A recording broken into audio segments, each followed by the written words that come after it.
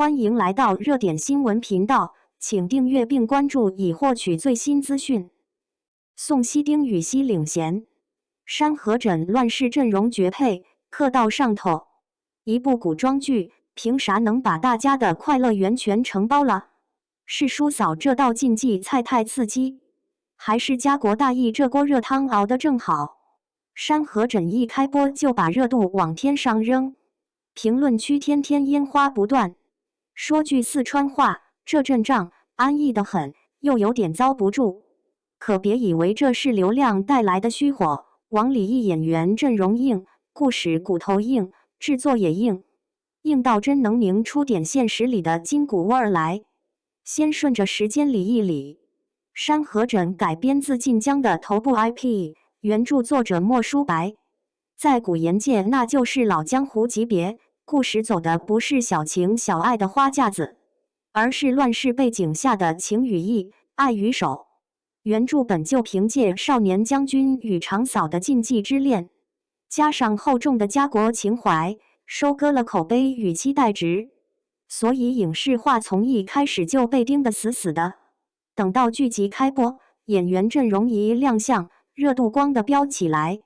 女主楚瑜由宋希饰演前世为救恋人顾楚生惨遭背叛，重生之后她选了条难走的路，嫁入魏家，打算把命运这根弦自己攥紧。男主魏运由丁禹锡饰演魏家满门忠烈，因奸人陷害，14岁那年一夜之间只剩他一个，少年一把就被按到风口浪尖。从鲜衣怒马到隐忍复仇，肩上不止背着刀，还背着7万忠魂葬身白帝谷的重。两人先是彼此试探，后来在并肩作战，朝堂斗智中感情升温，纠葛拉扯那叫一个上头。配角也不是摆设，付辛博演的顾楚生，虚伪自私的让人牙痒。陈乔恩特邀领衔饰演的长公主，翻云覆雨，气场拉满。曹骏、周洁琼、周大为各有亮点。戏演出都能顶起来。制作层面，剧组在横店搭起了超过21000平方米的魏府实景，大到廊亭楼阁，小到桌椅器皿，都往古韵上抠。北狄入侵、奸臣弄权的乱局缓缓铺开，战场与朝堂交替推进，戏份密不透风。为啥它能火？第一，禁忌的壳子装的却是正当的内核。叔嫂关系一听就带火药味，但剧集把它处理在乱世求存这条主轴上，先讲生死，再讲情爱，先立人，再历练。楚瑜的清醒和韧劲撑住了底线，他不是情感绑架的达人，而是一次重生后的自我救赎。魏运的成长线更是硬桥硬马，从血海深仇里长出心怀家国的担当。禁忌不为了猎奇，而是用来照亮选择的难。第二，演员给得起信任。宋希把楚瑜的刀背藏软演得稳，冷的时候像雪，暖的时候像炉火。丁禹锡为了贴角色减重，苦练打戏，长枪一抖，少年义气就立住了。两人的对手戏，从试探到默契，节奏一紧一松，糖不腻，刀不虚。第三，配角把世界撑厚。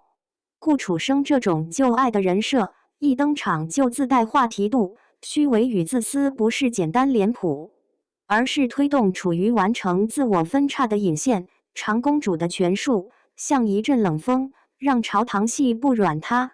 第四，制作诚意看得见。实景搭建不是为了炫技，是为了让镜头语言更有空间感。战场与府邸，朝堂与街市，让这部剧不仅有戏，还有诚。争议点也摆在台面上。有人说，这不就是借叔嫂噱头拉热度？也有人说，古装大剧又来工业糖精套路。但注意，他没有用恋爱脑强行糊住逻辑。7万魏家忠魂葬白帝谷，这个重量本身就压在剧情上，任何情感推进都得绕着家国这块巨石转一圈。再看叙事手法，外有北狄入侵，内有奸臣作乱，爱恨绕不过权谋，权谋又离不开人心，整部戏相当于在钢丝上跳舞。一边要给观众嗑 CP 的快乐，一边要把乱世的冷风吹到脸上。说实话，这种又想要的难度不低，稍一用力过猛就翻车。从目前呈现，至少这根弦没崩。站到普通人的角度，这戏为什么容易上头？可能因为它像极了我们在生活里想重来的那些瞬间。处于前世错付，很多人一看就共情，谁没在职场或感情里信错过人？重生当然是艺术加工，但下次我会更清醒的劲儿是真实的。未孕14岁的断崖式人生，更像一种现实投影。有人突然家破人亡，我们更多人则是计划他方岗位变化。生活反转，外部竞争像北敌，内部扯皮像奸臣。你的一边扛，一边学着长大。当两个人从互相防备到并肩作战，观众心里那点想被看见、想被并肩的渴望被轻轻拍了2下。巴士。再说实景，魏府那21000平方米不是冷数据。大到大门的挑檐，小到桌上一只温碗，镜头一推，你就信了这地方有人吃饭，有人睡觉，有人守着祖训不敢跨一步。真实感一旦建立，剧情里的酸甜苦辣就容易溢出来。下班后嗑点 CP， 像给疲惫的灵魂加一勺蜂蜜，看到战场一卷，朝堂一搏，又像被泼了盆冷水提神。更深一层，山河枕彩中的是当下古装剧的3条风向。其一，女性角色的清醒独立不再是口号。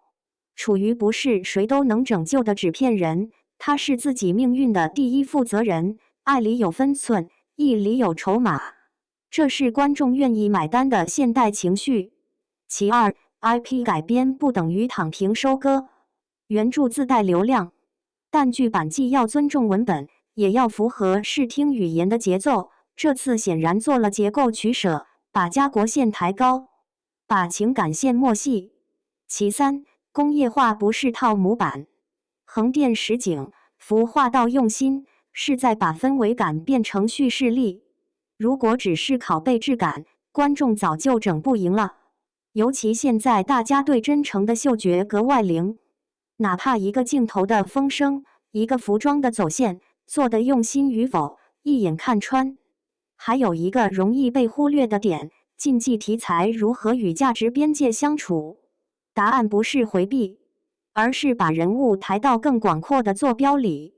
乱世里先谈存亡，再谈私情，伦理不是被拆穿，而是被重新安放。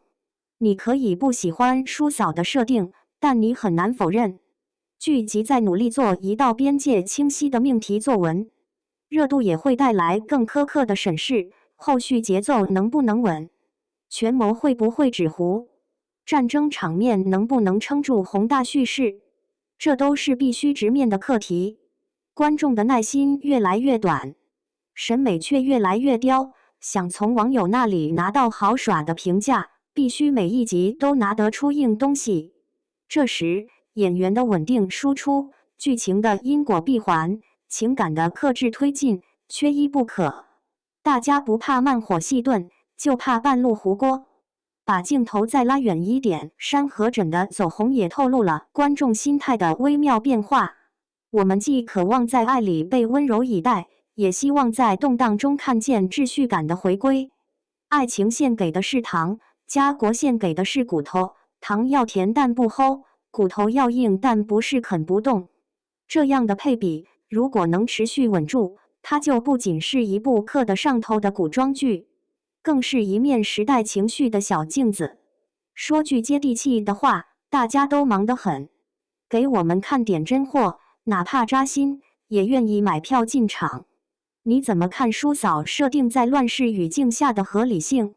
这剧的糖与硬菜，你更爱哪一道？还有，你在生活里最想重来一次的那件事，又会怎么选？留言见，100。